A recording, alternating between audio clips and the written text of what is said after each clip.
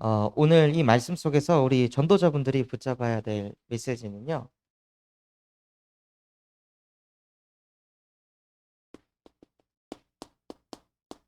내가 불러 시키는 일을 위하여.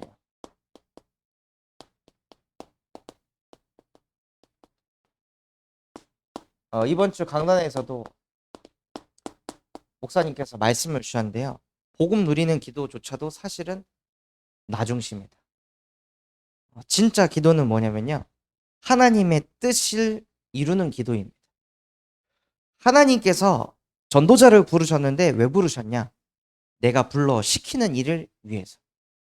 그 사람들의 필요를 채우려고 부른 게 아니라요. 그 사람을 축복해 주려고 부른 게 아니라 내가 불러 시키는 일을 위해서 전도자들을 따로 부르셨습니다. 뜻이 하늘에서 이루어진 것 같이 땅에서도 이루어지이다. 그게 예수님이 가르치신 주기도문입니다. 하늘의 일을 이 땅에서 하는 게요. 그게 가장 바른 기도입니다. 동기가 없는 기도. 왜 우리가 그런 기도를 해야 하냐? 우리가 가진 신분은요. 영원한 신분입니다. 우리가 가진 게 그냥 순간적인 거라면 지금 이 순간을 놓고 기도해야겠죠. 지금 이 순간 문제가 빨리 해결이 돼야 되겠죠. 이 순간만 우리가 존재하고 이 순간만 살아간다. 근데 우리가 가진 신분은요. 영원한 것입니다. 우리는 영원한 하나님의 형상인 영적인 존재입니다. 영적 존재이기 때문에 지금 이 순간 만족해도 그 다음 순간 불만족합니다. 영적 존재. 그래서 우리는 하나님과 함께하고 하나님과 교제하는 게 우리가 누릴 수 있는 최고의 신분입니다. 그래서 우리가 하나님의 형상대로 창조된 영적 존재라서 하나님과 늘 함께하고 또한 우리에게 자꾸 뭘 집어넣어야 되냐? 생기를 불어넣어요. 하나님이 흙으로 사람을 지으시고 그 코에 생기를 불어넣으니 생명이 된지라. 인간이 이것을 회복하려면요. 예배를 성공해야. 응답을 많이 받는 것도 중요하지만 결국에는 인간은 영적 존재라서 예배 시간에 말씀이 들려지고 믿어질 때 영혼이 힘을 얻습니다. 그래서 어제 정은주 목사님께서도 말씀하셨죠. 영역이 뭐냐? 말씀을 통해 힘을 얻는 것이다. 말씀을 듣는데 막 내가 막 힘이 생기고 막 능력이 생기고 뭐 할 수 있을 것 같은 에너지가 차오르는 거. 그걸 보고 영역이라고 했어요. 그게 영원한 신분을 가진 하나님의 자녀만 누릴 수 있는 축복입니다. 불신자들은 이해를 못하죠. 아니 주말 딱 이틀인데 일요일 그거 가서 그냥 집에서 쉬어야 될 텐데 그 아침에 꾸역꾸역 일어나가지고 가서 예배하고 이 삶 자체가 이해가 안 될 거예요. 왜냐? 육신 기준으로만 생각하니까. 말씀을 들을 때 내 영이 힘을 얻고 살아나고 내가 가지고 있던 그 문제, 마음에 있는 그 답답함이 그리스도의 복음 앞에 치유가 돼서 내 영혼 속에 평안이 왔을 때 그게 얼마나 감사하고 행복한지 그걸 모르기 때문에. 그래서 우리가 가진 신분이요. 얼마나 축복인지 아셔야 합니다. 또한 우리는 무엇으로 사는 존재냐? 오직 은혜로. 사람들은 오직 내 힘으로, 오직 노력으로, 오직 인내로 이렇게 삽니다. 그러나 우리는 영원한 신분을 가진 하나님의 자녀이기 때문에 오직 은혜로 어떻게 사냐? 성삼위 하나님이 나와 함께 하십니다. 그 하나님께서 나에게 오력을 쏟아 부어 주셔서 나는 그 힘으로 사는 하나님의 사람입니다. 라고 오직 은혜로 삶을 살아가시는 거예요. 그래서 은혜 속에서 우리에게 문제가 왔을 때, 어려움이 왔을 때 이 문제 어떻게 해결하지가 아니라요. 이 문제를 통해 강단 말씀이 어떻게 성취되려고 할까? 이게 은혜인 거죠. 이런 사고를 할 수 있다는 것 자체가 은혜인 겁니다. 불신자는 그냥 문제 오면 그 문제 어떻게 해결하지? 여기에 초점을 둔단 말이에요. 문제 딱 해결하면 어떻죠? 그때서 마음이 막 괜찮습니다. 근데 문제 해결하고 나면요. 좀 있으면 찾아오는 게 있습니다. 공허합니다. 내가 이과 문제 때문에 이렇게 시달렸나? 별거 아니었는데 이거 가지고 계속 징징거리고 쥐어짜고 내가 왜 이렇게 살았지? 인생이 막 허무합니다. 그런데 우리는 문제 해결에 초점을 두는 게 아니라 말씀 성취에 초점을 두는 자체가 은혜라는 겁니다. 그래서 그 은혜 속에서 살면요, 하나님의 말씀은 흥황하여.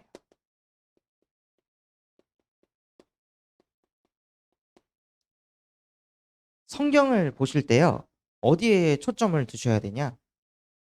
여기에 초점을 두셔야 돼요. 하나님의 말씀이 흥황할 때 헤롯이 무슨 일을 당했죠? 벌레에게 잡아 먹혔습니다. 몸이 갑자기 썩어 문드러졌고 구데기에 잡아 먹혔습니다. 그러면요, 인간은 어디에 초점을 주나요? 인간은 왜 헤롯 왕이 죽었지? 다 여기에 초점을 둬요. 역사는 문제에 초점을 둬요. 왜 이 사람이 이 일을 당했지? 멀쩡하던 사람이 그걸 막 파고 분석하죠. 그 문제를요. 근데 성경을 보시면요, 그 문제 그냥 관심도 없습니다. 그냥 헤롯 왕이 죽었다. 그리고 어디에 초점을 두시냐? 하나님은 하나님의 말씀이 흥황하는 것에 초점을 두십니다. 인간은 문제에 초점을 두지만 하나님은 말씀에 초점을 두십니다. 성경은요, 말씀의 흐름을 따라갑니다. 말씀을 흥황시키는 바나바와 사울에게 하나님의 모든 관심은 여기에 있었습니다. 그러니 사도행전이요, 그 헤롯이 죽은 거에 초점을 두지 않고 말씀을 흥황하여 세력을 얻게 했던 바나바와 사울의 모든 역사가 쓰여집니다. 그래서 전도자는 여기에 관심을 두셔야 돼요. 교회 안에 문제가 있을 수도 있습니다. 문제에 관심 두잖아요, 죽습니다. 아무것도 아닌 건데 하나님은 그 문제에 관심조차도 없는데 자꾸 우리가 그 문제 잡으면요, 다 놓치는 거예요. 하나님은 말씀 운동을 일으키는 이곳에 관심이 있습니다. 왜냐, 하나님은 많은 사람이 구원을 받으며 진리를 알기를 원하시기 때문입니다. 그래서 하나님은요, 그 일을 하도록 우리를 하나님의 사람, 우리를 축복하셨습니다. 어저께 강단 말씀을 딱 듣는데 하나님의 사람, 이 말씀을 듣는데요, 저도 모르게 막 울컥하게 되더라고요. 맨날 나라는 존재를 드러내면서 살았던 난데 하나님의 사람, 이 단어 자체가 얼마나 제 가슴을 뭉클하게 하고 울컥하게 하는지, 어떻게 보면은 제 영혼이 이 말을 듣고 싶어 했고, 늘 흑암에게 잡혀가지고 마귀의 종으로 사단이 원하는 일을 하다면서 평생을 살다가 구원받아가지고 내 영혼이 드디어 하나님의 사람, 이 얘기를 들으니까 내 영혼이 이렇게 기뻐하는 거예요. 왜냐, 우리는 하나님과 함께하는 영적 존재로 창조되었기 때문입니다. 우리의 근본은요, 야, 너 진짜 잘한다, 이거를 칭찬받는 거 정신은 좋아하겠죠. 근데 우리의 영은요, 야, 너 하나님의 사람아, 너는 진짜 하나님과 함께하는구나, 너는 진짜 성령의 사람이구나, 기도의 사람이구나, 이 말을 들을 때 우리의 영혼은 행복합니다. 왜냐하면 우리는요,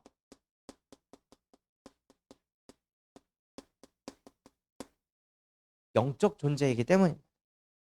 아무리 우리가 부인을 할지라도 우리는 창세기 1장 27절 하나님의 형상대로 창조된 영혼을 가진 영적 존재입니다. 그래서 늘 하나님과 교제하는 것이 최고의 축복입니다. 저랑 이제 초등학교 때부터 되게 친했던 친구가 있었거든요.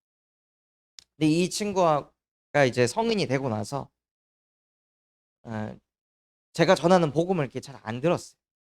그러다가 어느 날 그 친구가 먼저 연락 와가지고 같이 이제 술 한잔 하자고 해서 만나서 한잔 하면서 얘기를 하는데 그 친구가 그러더라고요. 아니, 내가 보기에 너는 지금 무너져야 되는데 왜 안 무너지냐? 내가 보기에는 내가 너를 위로해야 되는데 어떻게 네가 나를 위로하냐? 어떻게 이게 가능하냐? 지금 너에게는 큰 문제가 있지 않냐? 너의 가정 지금 어렵지 않냐? 너 지금 고주망태가 돼도 부족할 판에 너 왜 지금 웃고 있냐? 나도 그러고 싶다. 나도 너처럼 문제가 있는데 평안하고 싶다. 근데 나는 내 인생을 보면 문제가 없으면 괜찮고 문제가 있으면 또 불안하고 초조하고, 근데 그 문제가 끝도 없이 몰려. 그럼 나는 죽을 때까지 불안하게 살아야 되는데, 죽을 때까지 나는 이렇게 불행하게 살아야 되는데, 도대체 어떻게 하면 너처럼 그렇게 될 수가 있냐 하고 딱 질문을 하더라. 그래서 내가 아니라 하나님, 하나님이 나와 함께 하시니까 나의 모든 생각과 관점이 뒤바뀌더라. 문제 있는 게 중요한 게 아니라, 문제 없는 게 중요한 게 아니라, 그 순간에도 하나님은 나와 함께 하십니다. 이것을 고백할 수 있으니까 나는 너무 행복하다. 또한 하나님이 나에게 선물을 주셨는데 그게 뭐냐? 그리스도였다. 그리스도 이름 앞에 음부의 권세 너를 이기지 못할 것이다. 하나님께서 나에게 그리스도의 복음을 주셔서 내가 늘 불안하고 우울하고 두려울 때마다 주는 그리스도시요 살아계신 하나님의 아들이십니다라고 고백하고 선포하면서 흑암을 박살내고 나는 하나님과 함께한다. 하나님 문제 해결해 주세요라고 징징거리는 것이 아니라 문제 있어도 상관없습니다. 오히려 문제를 주셔서 하나님께 집중할 수 있도록 내게 은혜 주심에 감사합니다. 가난을 주셔서 가난하기 때문에 하나님을 더 바라볼 수밖에 없도록 나를 가난한 집에 태어나게 해주셔서 감사합니다. 배운 게 없어가지고 머리 굴릴 수 없고 기도할 수 있게 해주셔서 하나님 감사합니다 하고 늘 하나님과 교제하니까 내 마음이 평안하다. 그러니 전에는 막 자기계발서 읽어보면 하루에 감사할 걸 찾아라, 막 10개씩 찾아라, 20개씩 찾아라, 계속 감사하면 이 인생이 긍정적으로 풀린다, 그래가지고 막 감사 노트 만들어가지고 억지로 감사 쥐어 짜고 그런 인생을 살았는데 내 영혼이 평안하니까 감사하더라. 문제가 있어도 감사하더라. 갈등이 있어도 감사하더라. 위기 속으로 인도해 주셔서 감사합니다. 오히려 홍해 바다를 만난 것이 모세에게는 축복이었듯이 하나님 내게 주신 이 홍해 바다, 하나님이 가르셔서 하나님이 위대하시다고 고백하게 하실 것입니다 라는 것을 그 친구한테 전달하면서 너도 하나님과 함께 했으면 좋겠다. 그러니 나도 하나님의 사람이 되고 싶다. 나도 하나님을 만나고 싶다 하면서 그 친구가 눈물 흘리면서 고백하다. 인간은요, 영적 존재, 영적 존재라서 하나님과 교제하는 것이 최고의 축복이며 영적 존재이기 때문에 하나님께 예배하는 것이 최고의 축복입니다. 지금 우리가 예배할 때 주의 사자가, 주의 천군이, 하늘 보좌의 축복이 지금 여러분의 영혼 가운데 충만히 임하게 되는 것입니다. 그래서 우리 안에 있는 모든 불신한 악신이 예배할 때 떠나가게 되고요, 하나님이 주신 하늘의 모든 신령한 복이 예배 시간에 쏟아부어집니다. 그래서 예배하는 사람을 이길 수가 없습니다.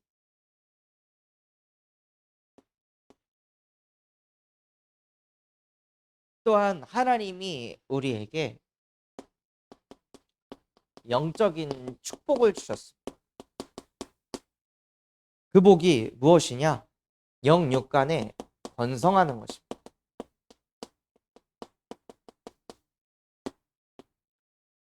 하나님이 우리와 함께 하시니까 어떻게 되냐? 우리 안에 나중심이 박살이 납니다. 결국에 왜 우리 육이 무너지죠? 내가 하고 싶은 대로 하니까 육이 무너지는 겁니다. 먹고 싶은 대로 먹고, 자고 싶은 대로 자고, 쉬고 싶은 대로 쉬고, 그냥 다 내 육, 내가 원하는 대로, 내 마음 가는 대로. 인간관계에 왜 갈등이 오죠? 내가 이 사람 싫어, 이 사람 불편해, 안 만나, 짜증나, 그냥 그 감정 그대로 그냥 쭉 끌려가는 겁니다. 근데 하나님이 우리와 함께 하시니까 우리의 근본이 바뀌어서 나중심이 박살이 나고 우리 안에 하나님 중심이 생기니까요, 육체를 복종시킬 수 있는 거예요. 진짜 많이 공감되더라고요. 정은정 목사님께서 하신 말씀. 복음 가지면 자존심 무너질 일 그렇게 많다. 자존심 상할 일이 그렇게 많다. 그런데 다 테스트다. 너 진짜 오직이냐? 너 진짜 복음으로 결론 났냐? 왜 자꾸 기분 나쁘냐? 너 때문에 기분 나쁜 거 아니야. 너가 나 중심이라서 기분 나쁜 거잖아. 다 내 뜻대로 안 되니까 기분 나쁜 거잖아. 나 안 알아주니까 기분 나쁜 거잖아. 다 나. 그 나라는 근본을요. 하나님이 함께 하셔서 바꿔버리신 겁니다. 그러니까 영, 육이 번성하게 돼요. 나 중심이면요. 다 내 것만 챙깁니다. 근데 하나님 중심이면요. 다른 사람이 보여요. 그러니 자꾸 뻗어가는 거죠. 번성하게 되는 거예요. 그러니 영적 근본이 만복의 근원이 되게 하십니다. 우리 안에 그 근본이 바뀌니까요. 만복의 근원이 되어서 그 담임 목사님께서 말씀 주신 것처럼 우리의 분깃을 챙기는 거죠. 이 사람, 저 사람, 요 사람 기도 제목으로 담고 그 영혼들을 위해 기도하고 가정 안에서도 나만을 두고 기도하는 게 아니라 후대를 두고 기도하고 배우자를 두고 기도하고 부모를 두고 기도하고 친인척들을 두고 기도하고 또 교회 식구들을 두고 기도하고 현장에 있는 사람을 두고 기도하고 그 기도하는 그 자체가요. 만복의 근원의 증거입니다. 진짜 만복의 근원이기 때문에요. 실제 우리가 하늘 보좌를 움직여서요. 흑암에 잡힌 영혼들을 대신해서 기도할 수 있습니다. 그럼 그들에게 역사하는 흑암이 무릎을 꿇게 됩니다. 그런데 인간이 이 축복을 잃어버려서 하나님이 하나님의 구원을 주셨습니다. 하나님과 교제해야 될 인간이요. 누구와 교제하게 되냐?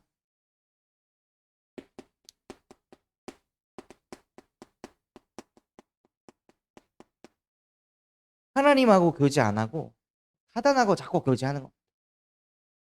아담과 하와가 사단하고 교제했습니다. 하나님의 형상대로 창조해서 하나님과 함께하려고 인간을 창조시켰는데 아담과 하와가 사단하고 교제. 하나님께서 저와 여러분을 말씀을 통해 하나님과 교제하길 원하시는데 자꾸 사단하고 교제하는. 어떻게 교제하는지 아십니까? 사단이 우리에게 주는 메시지는 한 가지입니다.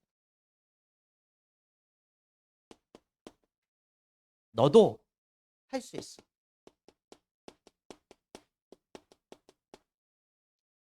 이게 정말 무서운 메시지입니다. 너도 하나님이 될 수 있어. 너도 할 수 있어. 그래서 여러분들이 자기계발서 한번 읽어보세요. 할 수 있어. 그래. 나도 할 수 있겠다. 막 유튜브에서 부자가 되는 그 습관 뭐 8가지 한번 봐보세요. 나도 될 수 있어. 나도 부자 될 수 있어. 막 성적이 낮았는데 이렇게 공부하면 성적이 올라가더라. 나도 하면 될 수 있어. 이런 메시지 듣잖아요. 막 힘이 납니다. 막 다 할 수 있을 것 같죠. 그게 사단의 메시지입니다. 할 수 있죠. 그게 문제. 내가 할 수 있다는 그게 문제. 내가 노력하고 내가 갱신하면 할 수 있다는 그게 문제입니다. 그걸 하게 되잖아요. 그럼 누가 영광 받죠? 한 존재가 영광을 받게 돼 있습니다. 사단이 하면 사단이 영광 받고 내가 하면 내가 영광 받고 하나님이 하시면 하나님이 영광 받습니다. 내가 자꾸 할 수 있어 해서 내가 하잖아요. 내가 부모를 섬길 수 있어. 내가 섬기잖아요. 내가 영광 받아야 됩니다. 나에 대한 말이 나와야 됩니다. 내가 했는데 남이 했다라는 말 듣잖아요. 속 뒤집어집니다. 내가 했는데. 내가 이렇게 헌신했는데 나의 헌신이 안 드러나고 다른 사람이 한 걸로 드러나잖아요. 못 참습니다. 내가 했는데. 사단은요. 뭘 자꾸 끌고 가냐? 네가 할 수 있어.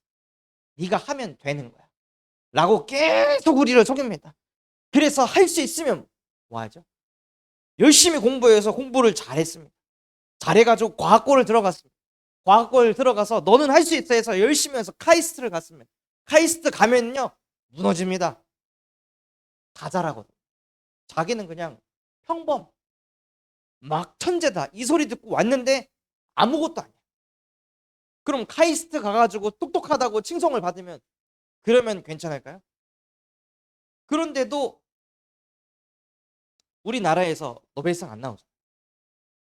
또 전 세계 석학들하고 경쟁하면 또 눌리거든요. 할 수 있다, 할 수 있다, 할 수 있다 해서 열심히 했는데 안 돼. 근데 그 사단은요 그걸 속입니다. 네가 참으면 돼. 네가 견디면 돼. 계속 사단은요 네가 하면 된다고 속입니다. 그런데 성경에서는 뭐라고 말씀하시냐? 할 수 없다고 합니다. 너는 할 수 없어. 내가 곧 길이요 진리요 생명이니 나로 말미암지 않고 아버지께로 올 자가 없느니라. 나로 말미암지 않고 아버지께로 올 자가 없어. 너희는 할 수 없어. 근데 자꾸 사단은 할 수 있다고 합니다. 하나님 만날 수 있다고 합니다. 노력하면 된다고 합니다. 열심히 살면 된다고 합니다. 아닙니다. 아무리 열심히 살아도요 결국에는 무너지게 돼 있습니다. 그 열심히 산 것 때문에 잘못됐는데도 무너져야 되는데 잘못된 걸 감추면서 가는 겁니다. 무너지면 안 되니까. 어떻게 내가 이 자리까지 왔는데 그 바벨탑은 무너져야 되는데 안 무너져요. 신앙생활 내가 종교생활로 쭉 끌고 왔는데 어떻게 내가 종교생활을 했는데 내가 어떻게 이걸 지켰는데 자꾸 거기에 초점을 둬서요 바르게 못하게 합니다. 그런데 예수님께서는 내가 길이고 내가 진리고 내가 생명이다. 나로 말미암지 않고는 아버지께로 올 자가 없느니라. 사도행전 4장 12절 다른 이로서는 구원받을 수 없나니 천하 사람 중에 구원받을 만한 다른 이름을 우리에게 주신 적이 없느니라. 없다는 겁니다. 인간에게는요 답이 없다는 겁니다. 이번에 주일 일부 메시지에서도 세계복음화 강단에서도 불가능을 깨달아야 된다. 절대 불가능하다는 걸 깨달아야 된다. 우리는요 절대 불가능한 존재, 불가능하기 때문에 예수께서 이 땅에 오신 겁니다. 나는 할 수 없습니다. 하나님만 가능합니다. 나는 할 수 없습니다. 그리스도만 가능합니다. 나는 죄와 사망의 법에서 빠져나올 수 없습니다. 그러니 죄와 사망의 법에 있던 나를 생명의 성령의 법으로 그리스도께서 해방시키셨습니다. 하고 자꾸 그리스도에게만 집중하셔야 됩니다. 보세요. 사단이 너는 할 수 있어라고 했습니다. 그런데 신기하게도 언약 붙잡는 것은 할 수 없어. 넌 복의 근원 아니야. 넌 전도자 아니야. 너 맨날 언약 붙잡고 눈물을 흘리면서 기도하고 하나님 저 이렇게 살겠습니다 하고 다짐하고 너 며칠이나 간다고. 너 또 무너지잖아. 사모를 한다고 그렇게 다짐해놓고 너 하루 이틀 하고 또 안 되잖아. 하나님 중심으로 하겠다고 너 또 나 중심이잖아. 너 안 되잖아. 분명히 사단은요 육신적인 건 할 수 있다고 하는데 영적인 건 할 수 없다고 계속 속입니다. 안 된다고 합니다. 그래서 우리를 뭐 하죠? 정죄시킵니다. 네가 챙겨. 네가 무슨 세계복음화? 네가 무슨 하나님의 사람? 네가 무슨 영적 존재? 너 육적 존재잖아. 너 육에만 반응하잖아. 자꾸 우리를 정죄시키고 우리를 무너뜨리려고 합니다. 그러해서 하나님께서 로마서 8장 2절 그리스도 안에 있는 자는 결코 정죄함이 없나니 모든 정죄를 십자가에서 다 씻어버리셨습니다. 우리의 죄악된 거, 흑암에게 잡혔던 우리의 모든 과거 십자가에서 끝내버렸습니다. 그 일을 행하신 그리스도께서 죄와 사망의 법에서 사단의 노예 가운데서 우리를 해방시키셨습니다. 요한일서 3장 8절 하나님의 아들이 나타나신 것은 마귀의 일을 멸하려 하십니다.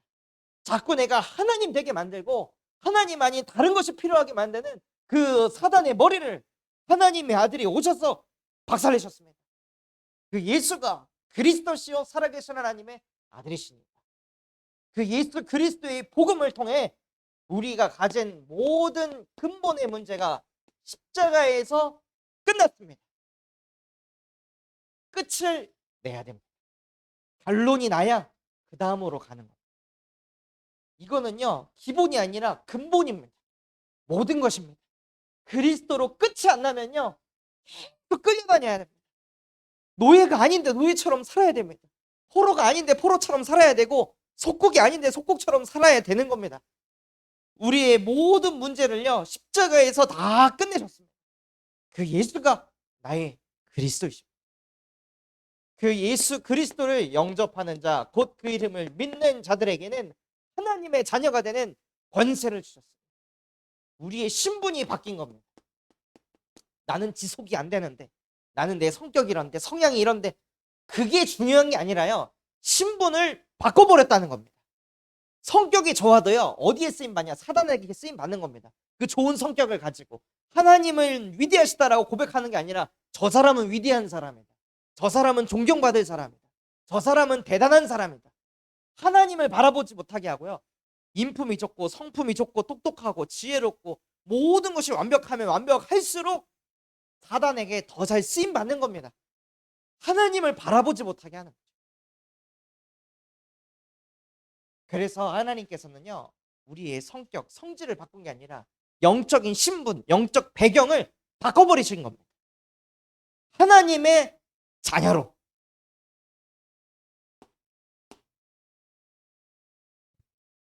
그래서 저희 와이프가 주일날 갈 때, 여보 나 이 옷 입어도 돼? 막 이러거든요. 나 이런 옷 입어도 돼? 입어. 아 이거 너무 그렇지 않을까? 괜찮아. 입어. 아 사모가 이런 거 입어도 돼? 괜찮아. 입어. 여보, 정갈하게 다니고 늘 예배 자리 오는데 생명운동에 관심 없는 종교인이 되지 말고 막 화려하고 막 블링블링하고, 그런데도 당신 가슴 속에 영혼 살리고자 하는 그 전도자의 마음이 있다면 하나님은 당신을 축복할 거다. 그러니까 이 겉모습 경건하고 바르고 거기에 초점을 두지 말고 영혼 구원에 자꾸 초점을 둬요. 그러니까 그런 거에 신경 쓰지 말고 예배의 은혜를 받아요. 그래서 그렇게 다니니까 진짜 하나님이 어떻게 하시냐, 어떤 분이 저희 와이프한테 전화해서 좀 만날 수 있을까요? 해가지고 만났어요. 만나가지고 이제 얘기하는데, 아 사모님은 왠지 교회 다니는 사람이 아닌 것 같아가지고 마음이 편하다고, 그래가지고 만나보고 싶었다고. 사모할 때 할 소리는 아닌데, 그래서 만나가지고 이제 얘기를 하는 거야. 자기 얼마나 힘들고 영적으로 힘든지. 그래서 그 사람한테 또 그리스도의 복음을 전달하고, 그 다락방에 문 열려. 매주 다락방 하면서 은혜를 받고 있는. 그러니까 화려하다 뭐다, 그 우리의 육의 기준입니다. 하나님은요, 신분을 바꿔버렸습니다. 전에는 그 화려함을 가지고 있으면 사단에게 쓰임 받아가지고 사람들이 화려함으로, 블링블링함으로 막 그런 쪽으로 사단이 끌고 갔는데, 하나님의 자녀는요, 생명 살리는 곳으로 인도하십니다. 완전히 신분이 바뀐 겁니다. 그러니까 내가 교회 다니는 사람인데, 나는 아직 술을 못 끊었는데, 아직 나는 담배를 못 끊었는데, 사람들은요 자꾸 그런 행위, 율법, 여기에 자꾸 초점을 두죠. 술을 마실 줄 알아야 술 마시는 현장 가가지고 술로 공허함을 달래는 사람들에게 그리스도의 복음을 전할 수 있는데, 저 술 먹는 인간, 벽을 치잖아요. 그럼 도대체 누구를 만나가지고 복음을 전할 수 있을까요? 주변에 사람이 없는데 전도운동은 도대체 뭐 길가에 돌아다니는 그 사람 붙잡아가지고 그렇게 복음을 전해야 될까요? 우리의 신분은요 바뀌었습니다. 하나님의 자녀입니다. 그래서 우리는요 하나님께 영광을 돌리고 경배하는 존재예요. 그래서 하나님은 누구를 찾으시냐? 바르고 경건한 사람을 찾지 않고요, 영과 진리로 예배하는 자. 진짜 예배에 내 영, 진리 되신 그리스도와 함께 간절한 마음으로 예배하는 그 사람. 하나님, 오늘 말씀 못 붙잡으면 나 죽습니다. 정말로 그 간절한 마음을 가지고 예배하는 그 사람을 하나님께서는 찾으신다는 겁니다. 그래서 그 예배를 통해 이 세대를 본받지 말고 오직 마음을 새롭게 하여 변화를 받아 하나님의 선하시고 온전하시고 기쁘신 뜻이 무엇인지 분별하는 그 사람을 찾으십니다. 그래서 이걸 보고 어제 말씀에서 지력이라고 하셨습니다. 진짜 분별력을 있는 사람.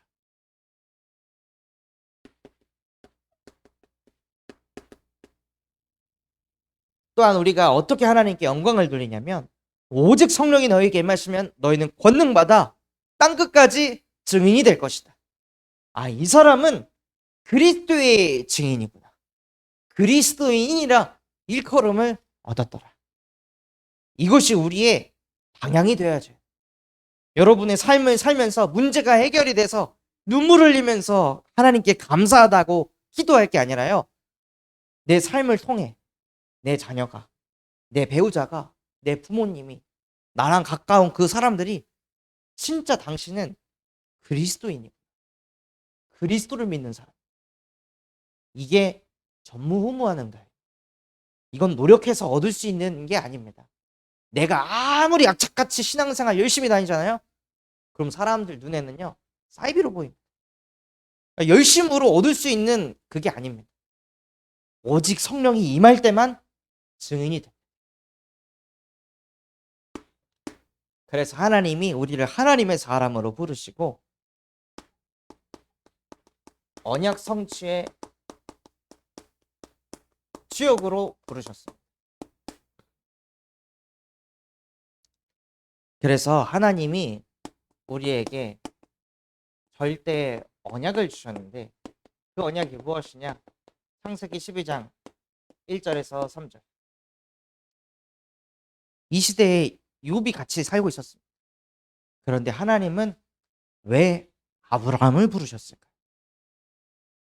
그렇게 온갖 고난, 역경, 수모를 다 당해도 하나님이 나를 정금같이 되어 나오게 할 것이다라고 기념비적인 신앙 고백을 했던 욥에게 너는 복의 근원이 될지라라고 안 하시고 왜 75년 동안 우상 숭배했던 아브라함을 부르셨을까요?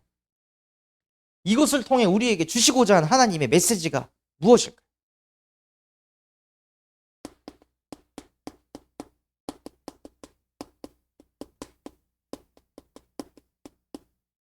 우리가 가진 과거 상관없다.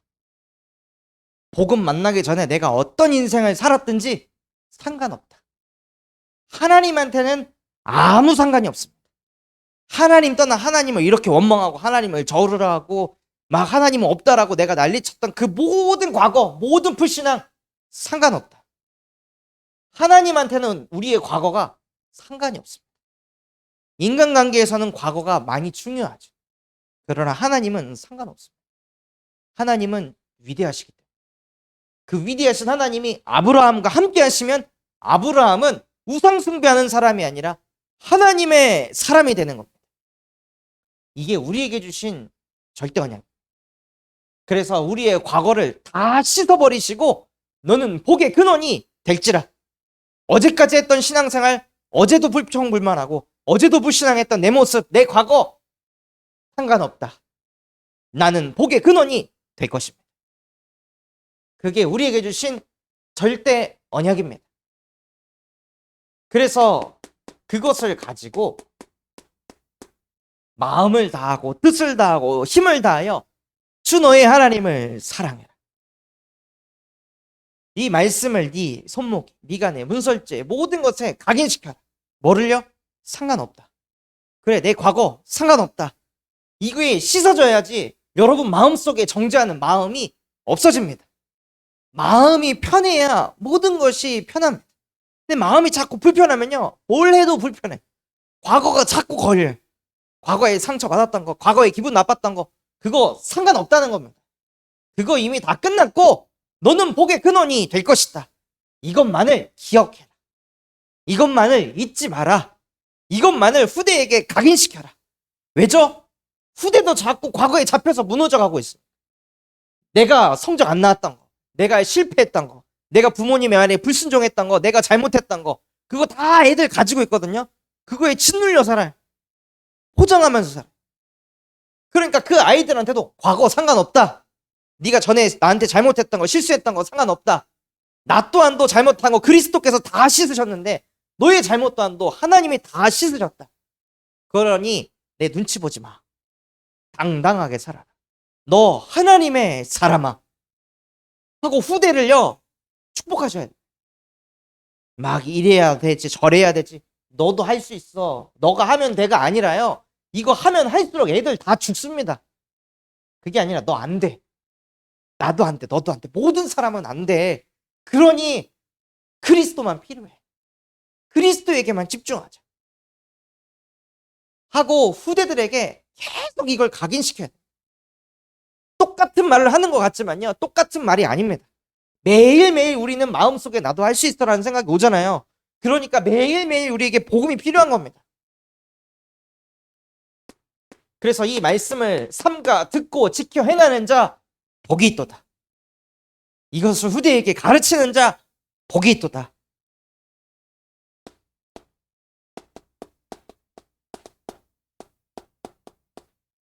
가르칠 때 어떻게 해요? 능숙함, 익숙함을 가지고 가르치는 거예요. 막 쑤셔 박는 게 아니라요. 너 사모를 해야지, 너 이거 해야지, 너 강단 말씀 가지고 이렇게 기도문 만들어야지, 막 이렇게 집어넣는 게 아니라 능숙함과 익숙함으로 잘 다스리는 겁니다. 그걸 위해서 무엇을 하냐면요. 머리를 굴리는 게 아니라 기도를 하는 겁니다. 그 영혼을 두고 기도하는 겁니다.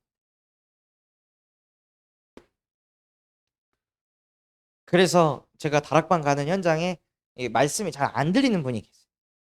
그분들도 계속 기도하고 그러다가 한번 다락방 가서 메시지를 딱 던지는데 참 신기하죠. 이렇게 우리가 예배를 드리는데 예배 듣고 돌아서면 사라집니다.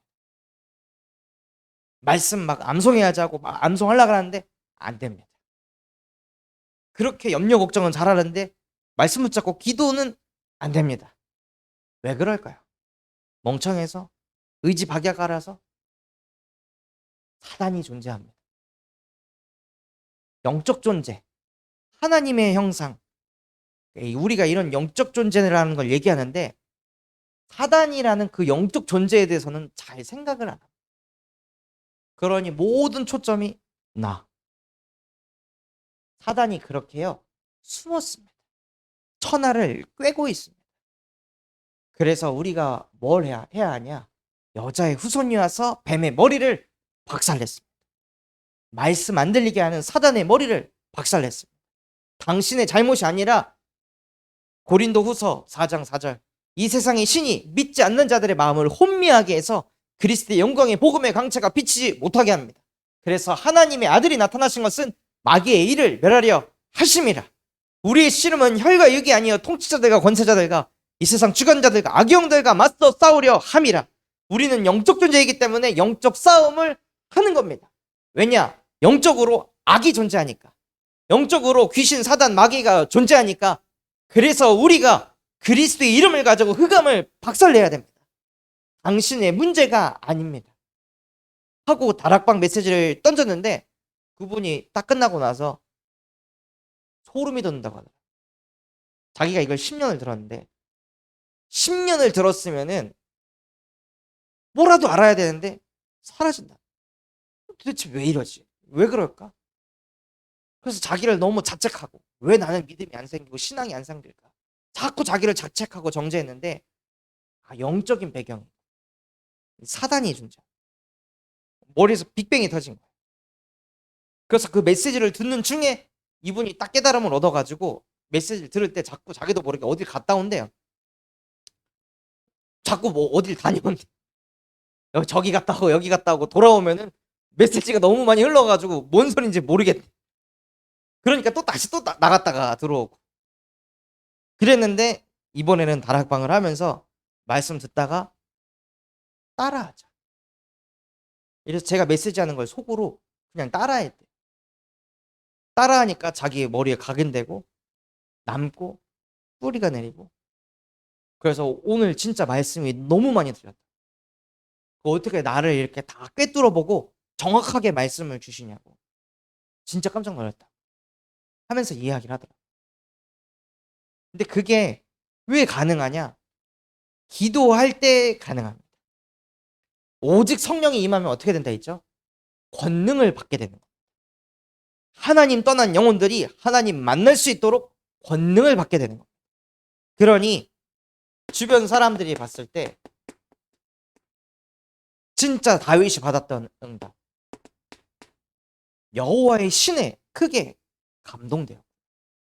여호와의 신에 크게 충만하였구나. 그 응답이 실제 여러분에게 오게 되는 겁니다.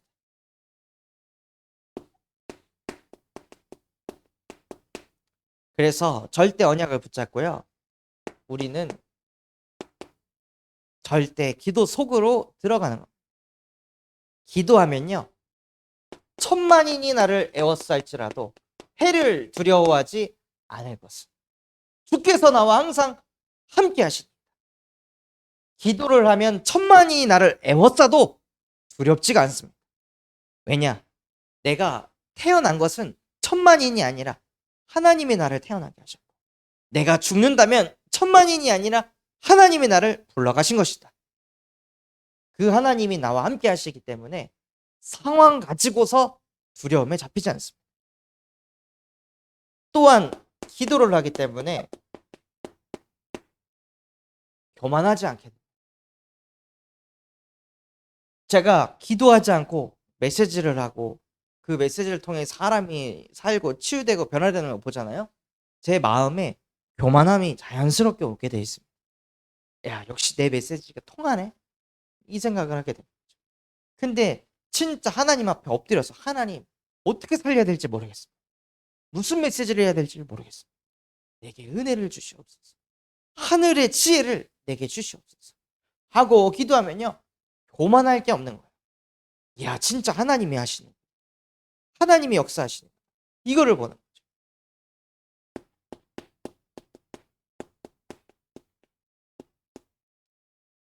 또한 절대 기도 속으로 들어가면 인본주의를 쓰지 않아도 됩니다. 아, 이거 하려면 이렇게 해야 될 것 같은데, 이렇게 사람 마음을 좀 바꿔놔야 될 것 같은데, 조정해야 될 것 같은데, 그런 인본주의 쓸 필요가 없습니다. 기도를 하면요, 하나님이 사람의 마음을 움직이십니다. 하나님이 애굽 왕의 마음을 완악하게도 하시고, 하나님이 기도를 들으시고 하나님의 사람의 마음을 바꾸기도 하십니다.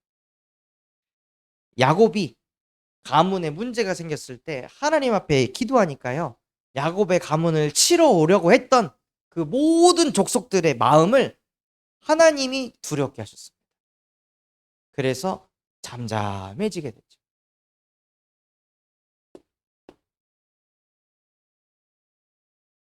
그래서 우리는 절대의 기도를 통해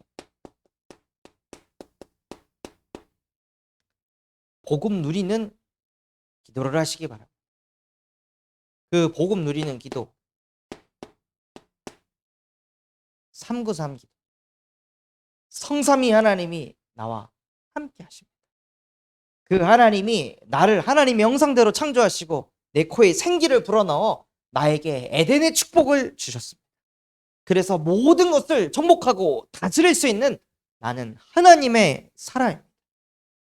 또한 하나님께서는 시간과 공간을 초월하셔서 나와 함께 하시고 역사하시며 하늘 보좌의 능력으로 237 나라의 그리스도의 빛을 비추실 것입니다. 그래서 나를 통해 전무후무한 응답이, 우리 교회의 전무후무한 응답이, 내가 가는 현장에 전무후무한 응답이 이루어질 줄 믿습니다. 하고 그 말씀을 가지고 기도 속으로 들어가. 그래서 삶시대 강단을 살리고 중직자를 살려서 현장을 살리고 후대를 살려서 미래를 살리는 나는 전도자입니다. 하고 복음 누리는 기도를요, 날마다 하시기 바랍니다. 그러면서 하나님의 뜻을 이루는 기도를,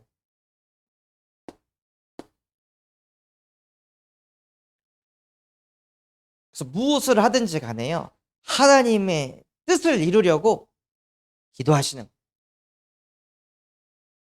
어, 그 어떤 한 집사님이 집에 그 위닝이라는 축구 게임이 있다고 이렇게 들었어요. 그래서 하고 싶어가지고 그 놀러 가겠다 해가지고 카톡 보내서 집사님 집에 위닝 있다고 들었습니다. 놀러 가도 되겠습니까? 그래서 가가지고 이제 축구 게임을 같이 한 4판 정도 하고 치킨을 먹으면서 하나님의 뜻을 전달한 공단지교의 엽시다.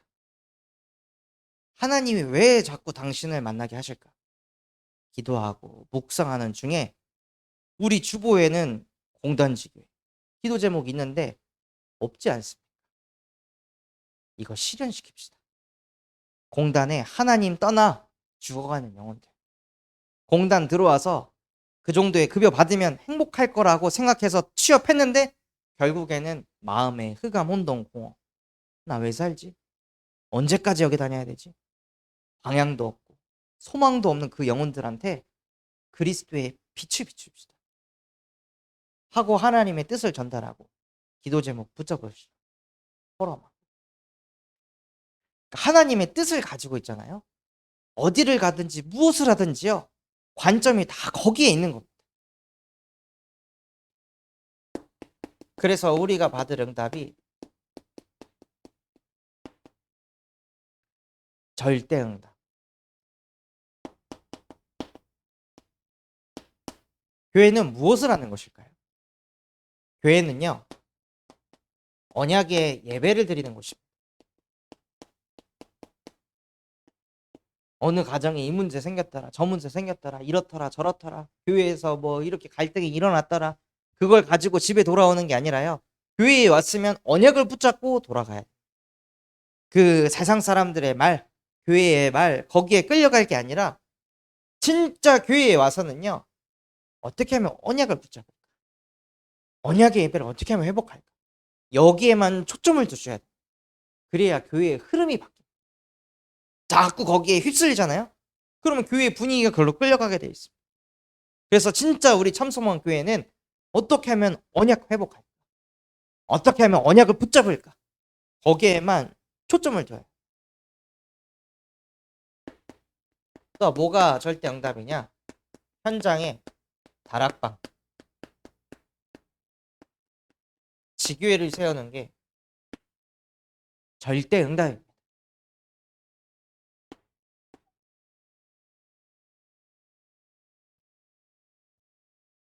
또한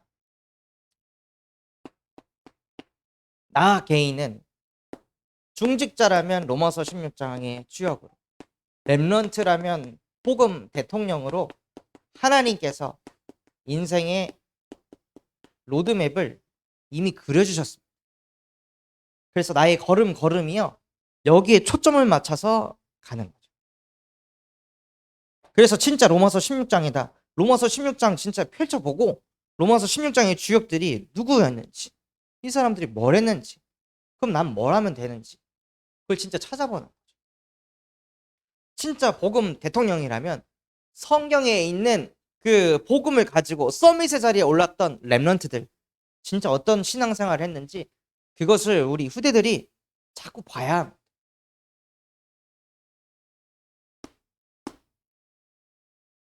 그래서 오늘 본문에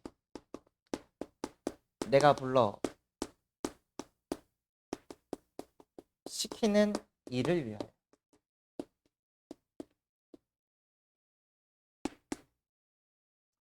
오늘 본문에 보면 안디옥 교회에 사람들이 있습니다. 근데 이 사람들이 무엇을 했냐? 주를 섬겨 금식을 하면서 오직을 하는. 안디옥 교회에 몇 명이나 사람이 있었을까요? 어마어마하게 많았을 겁니다. 수천 명의 사람들이 있었을 텐데 오직하는 사람 소수입니다. 오늘 말씀에 보면요. 안디옥 교회의 선지자들과 교사들이 있으니 누구죠? 바나바, 또한 니게르라 하는 시몬과 또 구레네 사람 루기오와 헤롯 왕의 젖동생 마나엔과 및 사울이다. 그렇게 교회가 큰데 오직 하는 사람 5명. 이 5명으로 안디옥 교회가 움직이는 겁니다. 수천 명의 사람으로 움직이는 것 같지만요. 교회는 오직 하는 이 소수로 움직이는 거예요. 이 5명이 뭘 했을까요? 분명히 다락방 운동을 펼쳤을 것입니다. 하나님의 말씀이 흥황하도록 곳곳에서 말씀 운동을 일으키는 거죠. 류 목사님이 다락방을 떼어보니까 맥시멈 30군데. 하나, 둘, 셋, 넷, 다섯. 150군데에서 말씀 운동을 터뜨리는 거예요. 그럼 당연히 그 속 안에서 얼마나 많은 영혼들이 하나님께로 돌아왔어요. 근데 이곳에서도 하나님이 불러 시키는 일을 하기 위해서 이들이 또 오직을 합니다. 계속 금식하며 기도하면서 복음에 집중을 하죠. 그렇게 집중을 하니 하나님의 언약이 들립니다. 진짜 언약의 예배를 이들이 드리게 되어지는 거죠. 그래서 그때 내가 불러 시키는 이 일을 헤븐리 미션을 이제서 받게 되는 거예요. 언제요? 오직을 할 때. 헤븐리 파워를 얻으니까 헤븐리 탤런트를 찾게 되고 헤븐리 미션이 이때 오는 겁니다.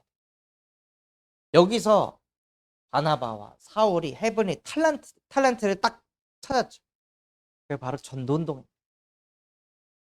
5명의 사람들 중에 바나바와 사울이 딱 찾은 헤븐리 탤런트 전도운동. 여기에 기능을 가지고 있었던 거예요. 그래서 하나님께서 헤븐리 미션을 주십니다.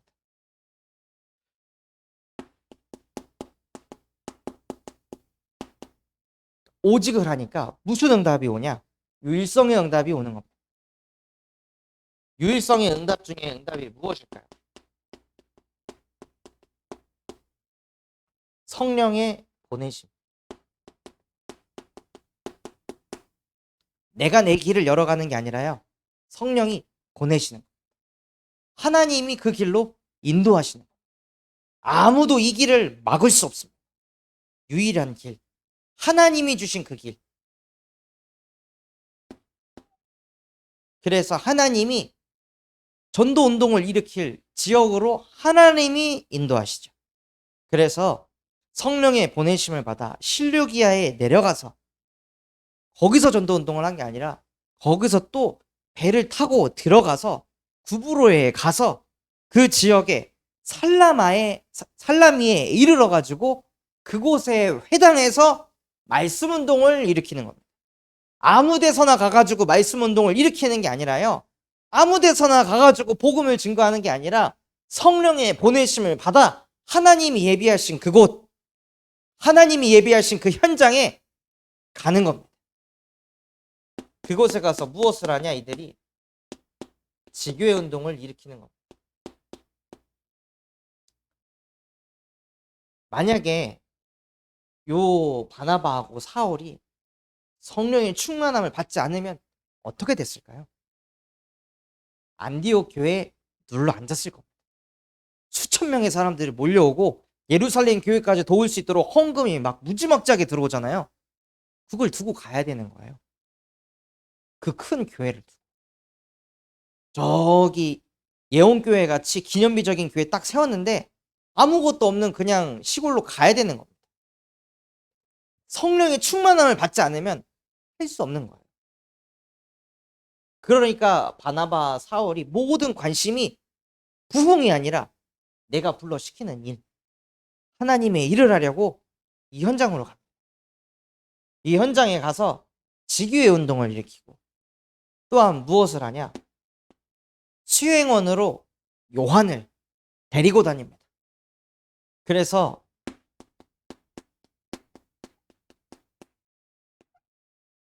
제자운동을 일으키죠. 그 요한이 누군지 아십니까? 예루살렘에 있는 제자예요. 예루살렘의 전도운동이 멈춰지니까 그 요한을 데리고 왔어요. 데리고 와서 봐라. 하나님이 살아계시는 것을 한번 봐라. 하고 요한을 데리고 와가지고 전도운동이 일어나는 걸 보여주죠. 그리고 후에 요한은 예루살렘으로 다시 돌아갑니다. 여기에 이제 말씀해 보면요. 사울이 전도운동을 일으키는데 그 소식을 누가 듣죠? 총독 서기오 바울이 듣습니다. 그 바울이 듣고 이 사람들에게 메시지를 듣고 싶어서 만나려고 하는데 만날 수가 없는 거예요. 엘루마 때문에. 그런데 하나님께서는 이 현장을 어떻게 하시냐? 재창조시켜 버리십니다. 서밋이 어디에 잡혀 있냐면 엘루마에 잡혀 있는 거예요.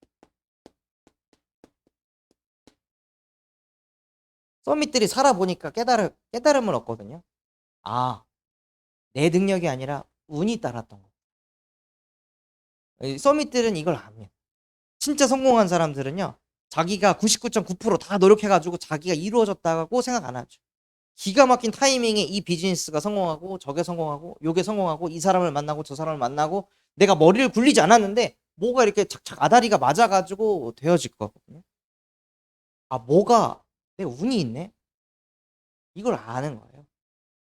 그러니까 서밋이면 서밋일수록 내 능력으로 이 자리에 올랐다고 생각을 안 합니다. 진짜 똑똑한 과학자이면 과학자일수록 자기의 논리가 100% 맞다고 말을 하지 않습니다. 그러니 서밋이 운을 움직이는 엘루마, 귀신 들리는 사람에게 찾아가서 자꾸 점을 보고 붓을 보고 이런 흐름을 타게 됩니다.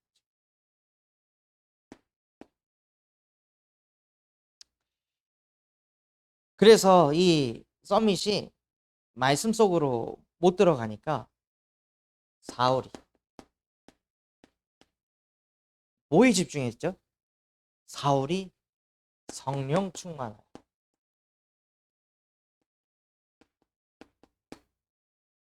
변론을 하고 이 사람의 마음을 어떻게 바꿀까 이걸 생각한 게 아니라요.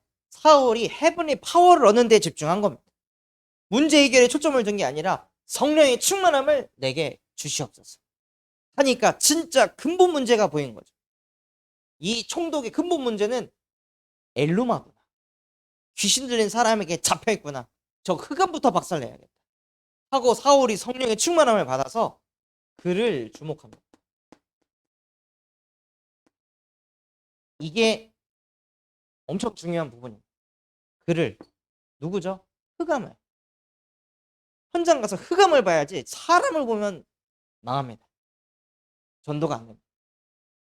그 영혼을 붙잡고 있는 그 뒷 배경을 봐야 됩니다. 그래서 우리에게 성령의 충만함이 필요한 거지. 사람을 설득하려면 지혜가 있으면 되잖아요.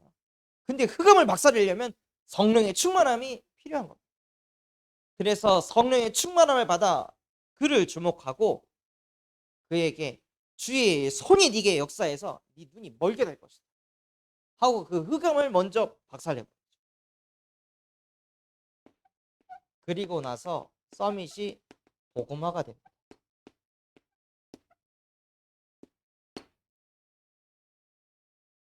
그래서 이 축복이요 언제 임하냐?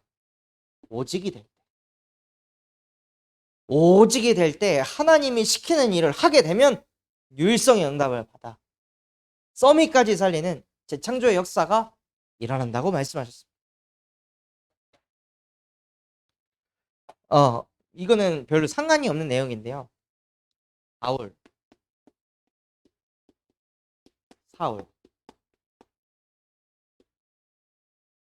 사울은요, 그 유대 사람의 이름입니다. 초대 왕 사울왕. 그 이름을 따서 자기 이름이 사울입니다. 바울은요, 그리스식의 표현으로 헬라어 표현으로 파울로스를 바울이라 이야기합니다. 그러니까 사실은 사울은 유대인의 이름, 바울은 그리스인의 이름입니다. 그래서 그 성령의 충만함을 받았더니 사울이 이름이 바뀌어서 바울이 됐다. 이게 아닙니다. 그냥 두 이름을 가지고 있는 겁니다. 저희도 미국 가면 미국 이름 따로 있듯이 한국 이름 따로 있듯이 그런 이름입니다. 그래서 결론으로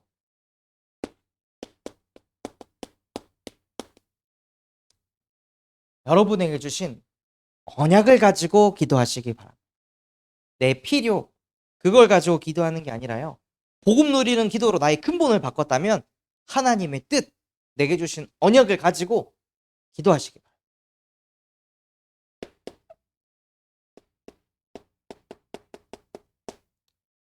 이번 주 미션은요.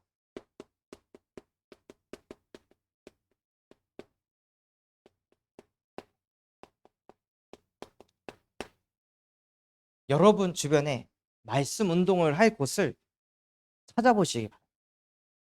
그래서 그 말씀 운동 할 곳에서 어떻게 하면 하나님께서 말씀 운동을 일으키게 하실지 그것을 위한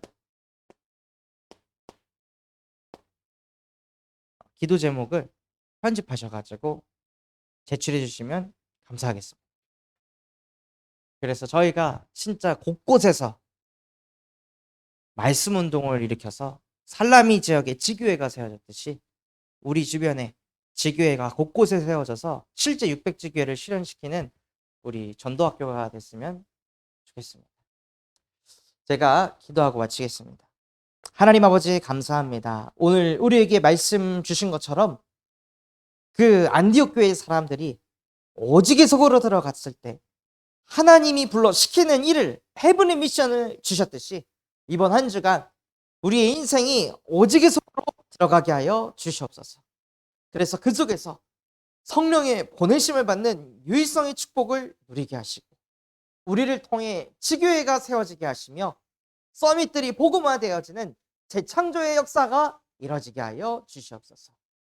지금도 살아서 우리와 함께 하시고 우리를 통해 전도운동을 일으키실 예수 그리스도 이름으로 기도드렸습니다. 아멘.